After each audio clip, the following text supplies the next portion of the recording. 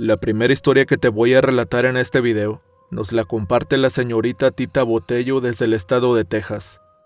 Fantasmas viven en mi casa. Esta es una de las tantas anécdotas que me han sucedido en la vida y la que más se ha prolongado a lo largo de varios años. Todo dio comienzo hace casi 20 años, cuando llegué a vivir a la que ahora es mi casa, con el sueño de establecernos aquí en el país del norte. Desde el primer momento de conocer la casa y entrar en ella, pude sentir una atmósfera muy pesada, fría y densa. Me di cuenta que era enorme. Estaba pintada en color gris. Había muchos árboles a su alrededor que daban la impresión de abrazarla, además de que tenía maleza. Todo esto la hacían ver demasiado tétrica y sombría. Aún así la casa nos gustó mucho y en los siguientes días la limpiamos y nos instalamos ahí. Se miraba ahora muy agradable y en paz, pero eso cambiaría desde la primera noche de dormir ahí. Todo lo malo que habitaba en esa casa se dejó sentir. Yo ya dormía. Era de madrugada, cuando un murmullo me despertó. Se escuchaba ahora como una persona lloraba y se quejaba. Un tubo parecía rodar por el piso. Los ruidos provenían de una habitación que aún estaba vacía, pues cuando nos instalamos solo ocupamos la mitad de la casa. Después de algunos minutos los ruidos cesaron. Con el paso de los días ahora se podía escuchar en pleno día cómo se caían las cosas que teníamos colgadas en la pared. En la cocina se escuchaban que rompían los platos o como se aventaran las ollas. Cuando íbamos a revisar qué pasaba, todo estaba en orden, o a veces los platos estaban en el suelo pero sin estar rotos. Los juguetes de los niños se movían como si alguien estuviera jugando con ellos. En ese momento a mí se me erizaba la piel y comenzaba a tener miedo. Ahora todos los días era lo mismo. En ocasiones también se podía oír que hablaban o que caminaban por los pasillos, como si alguien más estuviera en la casa, pero no había nadie más, o eso era lo que pensábamos en un principio. Fueron muchas veces las que me quedé afuera de la casa si no traía una llave conmigo, pues las puertas se cerraban solas por dentro. Se miraba y escuchaba cómo se azotaban, y otras veces solas se abrían también de golpe. Pasó el tiempo y poco a poco fuimos remodelando cada habitación hasta ocuparlas todas, pero todo seguía igual. Otras presencias se podían sentir en la casa, y esto acontecía estando sola o con mi familia. Tanto eran aquellas manifestaciones que llegó el momento que me familiaricé con todo eso. Cuando llegamos a tener visitas en casa, y se quedaban a dormir ahí, se levantaban muy temprano y decían estar muy cansadas, pues aseguraban que alguien no los había dejado dormir bien, que los destapaban o les estiraban los pies. Mi hermano en una ocasión despertó solo con medio cuerpo en la cama, y juraba que alguien lo había jalado hasta dejarlo así. En lo personal lo que me ocurre a mí muy seguido es que se me sube el muerto, y en verdad que esto me asusta mucho. Es una sensación terrible. Hay noches que preferiría no dormir mejor para no sentirlo, pero es imposible no hacerlo. A mi mamá también trataban de tirarla de la cama muy seguido. A uno de mis hermanos menores lo ahogaban con una almohada y se despertaba casi temblando de miedo, pero nunca pasaba de ahí. Actualmente aún tengo que lidiar con todas estas manifestaciones en casa, aunque ciertas cosas han disminuido conforme la hemos ido renovando, aunque al hacerlo nos hemos encontrado con muchas sorpresas, como algún tipo de herramienta antigua, o lo peor, con una guadaña escondida entre las paredes y manchada con lo que parece ser sangre. Pero eso no lo podemos saber exactamente, ni por qué estaba junto a un pedazo de hueso muy extraño, que no sabemos de qué es. Encontramos un cuadro de cemento muy grande debajo de la casa, que no tenía nada útil que hacer ahí. Cuando encontramos el hueso lo enterré en el patio trasero de la casa, y justo es en ese lugar donde hemos podido ver a un niño de algunos 5 años, vestido con ropas antiguas. Él se sienta y se queda mirando hacia la casa por largo tiempo. Tiempo después a todo esto, una visita que se quedó a dormir en la casa, dijo que por la noche un niño vestido de la misma manera le movía la cama como para despertarlo, pero lo extraño de todo esto es que nunca le había platicado lo de la aparición del niño. Algunas veces hemos llegado a ver una niña también. Se mira muy pequeña. Ella me mira desde la tela de la puerta cuando estoy en el patio y me dice mamá. Cuando volteo y la miro de la nada se esfuma. cuando se cambió el piso del último cuarto de la casa. En la madera vi un fragmento de periódico deshaciéndose ya por los años. Este databa de los años 50, y según vecinos ya mayores, me han platicado que esta casa ya estaba construida para esa fecha. Lo único que sé es que el señor que era el dueño, un hombre originario de Canadá, la heredó de su padre, pero ahora es de mi propiedad. Buscando logré encontrar y platicar con una señora que vivió en la casa antes que nosotros. Dijo que aquí habita un duende, pues asegura que su hijo ya fallecido lo veía y platicaba con él. Pero realmente qué ocurrió en esta casa, como para que se manifiesten estos espíritus, no lo podemos saber. Solo sé que nos hemos acostumbrado a ello, aunque como ya dije, las apariciones y los ruidos han ido disminuyendo con el tiempo, pero sé que aún están aquí. La siguiente historia nos ha sido compartida por Lucía. Las tres viejitas. Hoy también te quiero invitar a que pases por el canal de esta escritora. Ahí podrás encontrar relatos espirituales, poemas y muchas cosas más. Aquí en la descripción del video te voy a dejar el enlace. Gracias. Este suceso le aconteció a mi madre cuando tenía algunos 19 años de edad. Ella vivía con sus padres en la Ciudad de México. Mi madre se puso muy grave un día de pronto, teniendo que intervenirla de emergencia de una peritonitis. Como su estado de salud era muy crítico, los siguientes días después de la cirugía tuvo que ser llevada a la terapia intensiva, donde permaneció por casi una semana.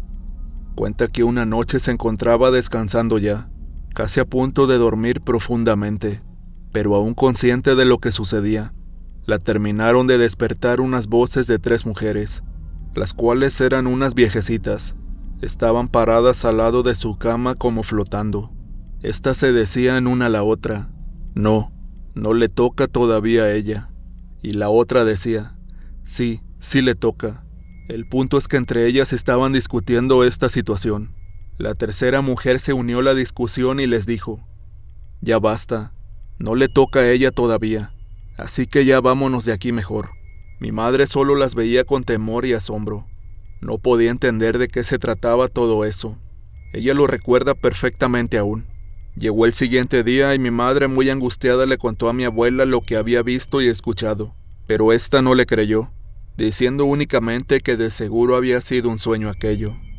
En ese momento cuenta mi madre que llegó una paciente a la terapia, y para su sorpresa era una de las viejecitas que había visto esa noche. De inmediato le dijo a mi abuela: mamá, mira, es ella una de las señoras que se me aparecieron anoche. Mi abuela incrédula le responde: ¿cómo vas a creer que es ella si ella está viva? ¿Acaso no la puedes ver? Pero por más que mi madre insistió, mi abuela no le creyó.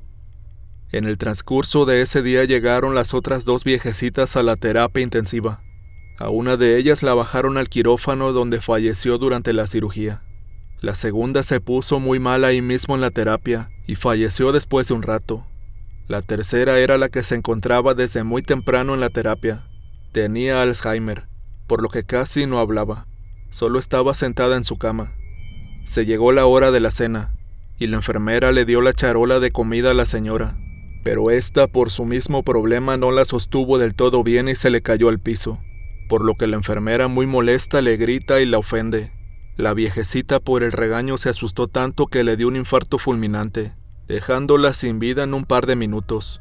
Era algo muy extraño, completamente inexplicable para mi madre. No podía creer que en un solo día murieran esas tres mujeres. Es una vivencia que hasta la fecha no puede olvidar, pues esas tres mujeres vinieron a ella antes de morir, y sin ni siquiera conocerlas. Es como si al pasar a la muerte, tal vez todos nos vayamos a conocer allá. Y también tal vez sea hasta ese momento que nos podamos ver todos como buenos hermanos. La siguiente es una historia compartida por el joven Yochoa Valdés. La aparición de mi abuelo. El siguiente relato que te voy a contar sucedió en un ranchito de la Sierra de Santa Rosa en el estado de Guerrero, cuando tenía la edad de 12 años. Esto en el mes de noviembre. Lo recuerdo muy bien, pues era el día de los fieles difuntos. Mi madre junto con mi hermano y yo nos dirigimos al camposanto a limpiar las tumbas de nuestros difuntos. Mi mamá se puso a desmontar la de su hermano y yo la de mi abuelito, el papá de mi papá. Mi madre y mi hermano se habían adelantado un poco, pues yo antes de ir para allá tenía que hacer algunas otras labores. Después de dar por terminada dichas labores, me fui al camposanto también. Como quedaba un poco retirado, mi padre me dio permiso de que me llevara la mula.